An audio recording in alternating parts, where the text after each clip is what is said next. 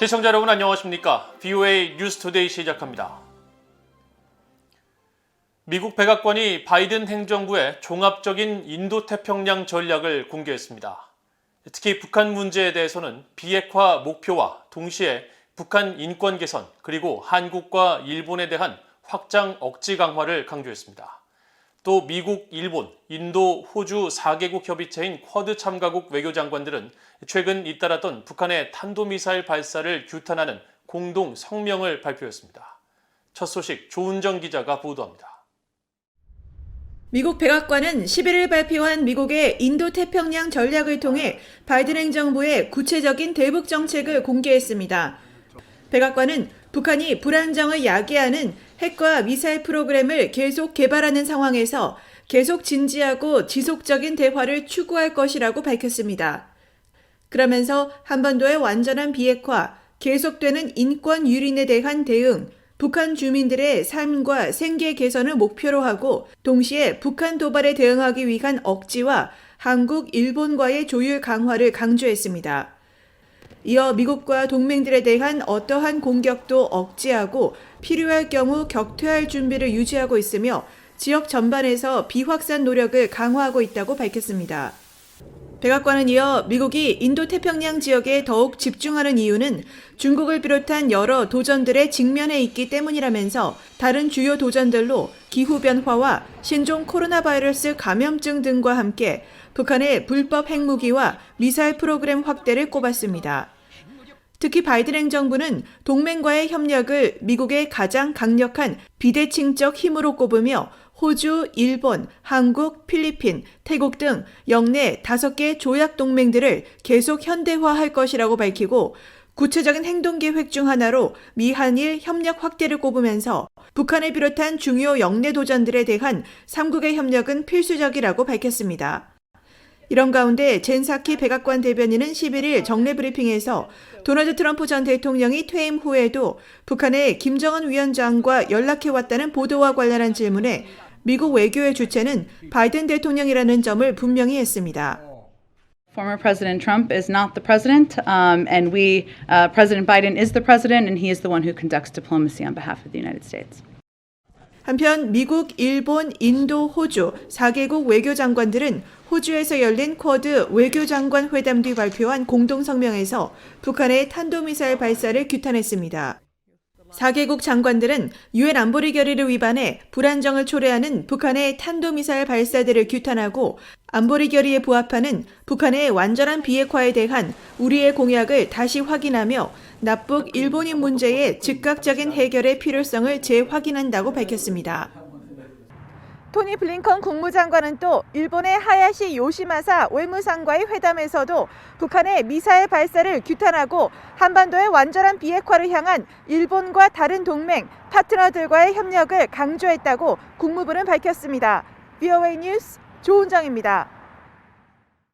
조 바이든 대통령이 취임 이후 1년 넘게 공석 상태였던 주한 미국 대사에 국무부에서 대북 제재 이행을 총괄했었던 필립 골드버그 콜롬비아 주재 미국 대사를 지명했습니다.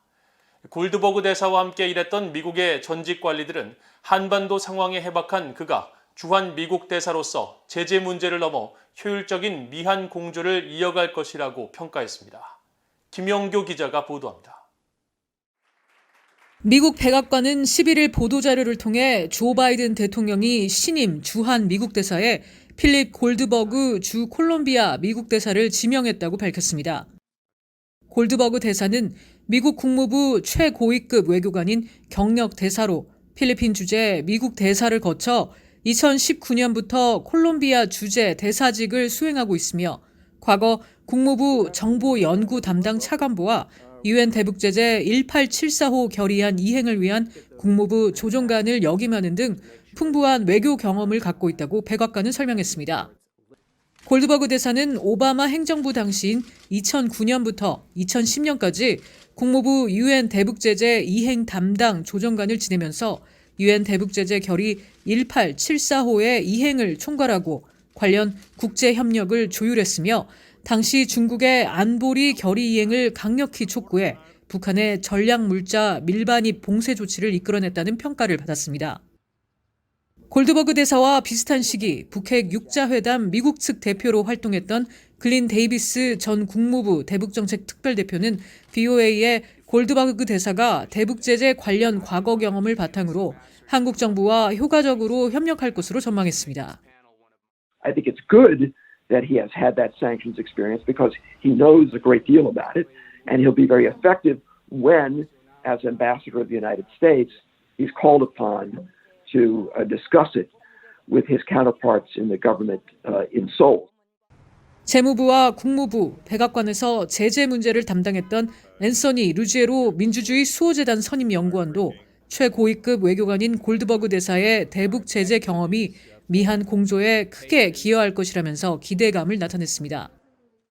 So there's a benefit to having a senior official, especially of his stature, going around the world and engaging at the right level with these foreign governments to encourage them to either, stop their activities with North Korea or to, work through whether they have the appropriate policies in place to detect when North Korea might come into their country. 골드버그 대사가 대북제재 조정관을 지낼 당시 국무부에서 함께 대북제재 문제를 다뤘던 로버트 아이논 전 국무부 비확산 군축 담당 특보는 골드버그 대사 지명은 바이든 행정부가 미한 관계를 매우 중시한다는 점을 보여주는 것이라고 평가했습니다. If Phil is appointed, I think it will be an indication of the extremely high importance the United States places on the U.S.-South Korea relationship. He's a real professional, one of the best professionals in the U.S. Foreign Service. And I believe he will be the most recent in a long line of excellent U.S. ambassadors to South Korea. 전임 해리 해리스 주한 미국 대사 퇴임 이후 1년간 공석이었던 주한 미국 대사직은 현재 크리스 델 코소 부대사가 대사 대리를 맡고 있으며 주한 미국 대사에 공식 지명된 골드버그 대사는 상원 인준 청문회를 거쳐 한국에 부임하게 됩니다. VOA 뉴스 김현교입니다. 다음 달 9일 치러질 한국 대통령 선거에 출마한 한국 국회 제1야당인 국민의힘 윤석열 후보 캠프는 북한 문제와 관련해 대북 억지 태세와 대북 제재, 미한일 3국 공조 등을 강화할 것이라고 밝혔습니다. 윤석열 후보 캠프의 외교안보 정책본부장을 맡고 있는 김성한 전 한국 외교부 차관은 11일 미국의 민간 연구단체인 전략국제문제연구소 CSIS가 주최한 화상 대담에 참석해 윤 후보가 북한에 대한 원칙 있는 관여와 더 강력하고 포괄적인 미한 동맹, 미한일 3국 공조 강화 등을 중심으로 외교 정책을 펴나갈 것이라면서 이같이 밝혔습니다. 김 본부장은 그러면서 특히 미한 동맹과 관련해 윤석열 후보는 억지 태세 확립과 유엔 대북 제재 강화, 미한일 3국 공조 강화 등에 주안점을 두고 있다면서 북한과 단기간 내 대화 재개에는 회의적인 입장을 밝혔습니다. 또 현재 한국 문재인 정부가 북한과 중국에 대해 매우 모호한 태도를 취하면서 예측 가능성을 떨어뜨려 왔다면서 북한과의 협상에서는 가능한 것과 불가능한 것을 분명히 해야 할 필요가 있다고 강조했습니다. 이날 대담에서 빅터차 CSIS 한국 석좌는 최근 2단 미사일 발사와 핵과 대륙간 탄도미사일 ICBM 시험 재개 가능성 등을 거론한 북한은 한국에서 누가 당선되든지 차기 대통령에게 더 많은 압박을 가하기 위해 도발과 압박을 대선 기간에 지속할 것이라고 전망했습니다. 수미테리 우드로 윌슨 센터 한국 담당 국장도 북한은 긴장 수위를 계속 높이며 새로 들어설 한국 정부와 바이든 행정부에 계속 어떤 메시지를 보내고 싶어 할 것이라며 이런 상황에서 미국과 한국이 같은 선상에 있는 것이 중요하다고 강조했습니다. 북한의 최대 항구인 남포항에서 최근 화물량이 급증했으며 지난 2020년 1월 북한이 신종 코로나 바이러스 방역 조치를 이유로 취했던 국경 봉쇄 이후 가장 활발한 모습을 보이고 있다고 북한 전문 매체 38로스가 분석했습니다. 38로스는 10일 북한 남포항 부두와 야적장 등을 촬영한 지난달 27일 위성사진을 분석한 결과 부두에서 평소보다 많은 양의 컨테이너와 화물들이 포착됐으며 선박 정박지에서부터 부두까지 얼음길이 형성된 것을 확인했다면서 이는 화물선 하역 작업이 수차례 진행됐음을 보여준다고 분석했습니다. 또 이 같은 얼음길이 석탄과 석유 등을 취급하는 항만 주변 강을 따라 이어지고 있다면서 석탄과 석유 운반도 지속되고 있음을 시사하는 것이라고 지적했습니다. 삼팔로스는 그러면서 남포항의 이 같은 동향은 지난달 북중간 화물열차 통행 재개와 함께 북한이 신종 코로나 바이러스 확산 방지를 위해 취했던 국경 봉쇄 조치 이후 최고 수준의 움직임으로 대외 무역 중단 조치가 완화되고 있음을 보여주는 것이라고 평가했습니다. 러시아에서 망명 준비 중에 납치돼 북한 외교공관 시설에 감금된 것으로 알려진 북한 적공국 소속 최금철 소자와 관련해 미국의 인권 전문가들은 이를 국제사회에 알려 그의 석방을 추진해야 한다고 밝혔습니다. 로버트 킹 전 국무부 북한 인권 특사는 11일 VOA와의 전화통화에서 이번 사건은 북한 정권이 얼마나 잔인하고 그런 체제 아래서 주민들이 사는 것이 얼마나 어려운지를 분명히 보여준다면서 인도적 차원에서 최 소자를 석방해야 하며 미국은 유엔에 그의 석방을 촉구하는 것이 타당하다고 밝혔습니다. 북한 인권위원회의 그레그 스칼라티우 사무총장은 최 소자의 감금은 끔찍한 것이라면서 최 소자의 체포와 관련해 북한이 러시아 정부의 도움을 받은 것으로 보이며 다음 주 한국을 방문하는 토마스 오에아 킨타나 유엔 북한인권특별보고관의 역할이 중요하다고 말했습니다. 그러면서 지금 가장 중요한 것은 최 소자를 안전한 곳으로 데려오는 것이며 인권단체들은 유엔 기관과 언론 등에 경각심을 심어줘야 한다고 밝혔습니다. 북한 자유연합의 수잔 숄티 대표는 우리는 이 남성이 아직 러시아에 있다면 그가 죽지 않도록 러시아 연방에 호소해야 한다면서 분명한 것은 최 소자의 생명이 심각한 위험에 처해 있다는 것이고 북한으로 그가 송환되면 처형당할 것이라며 난민협약에 서명한 러시아 연방이 국제조약 의무를 존중하기를 바란다고 말하고 한국 정부도 이 문제를 해결하기 위해 적극 나서야 한다고 강조했습니다.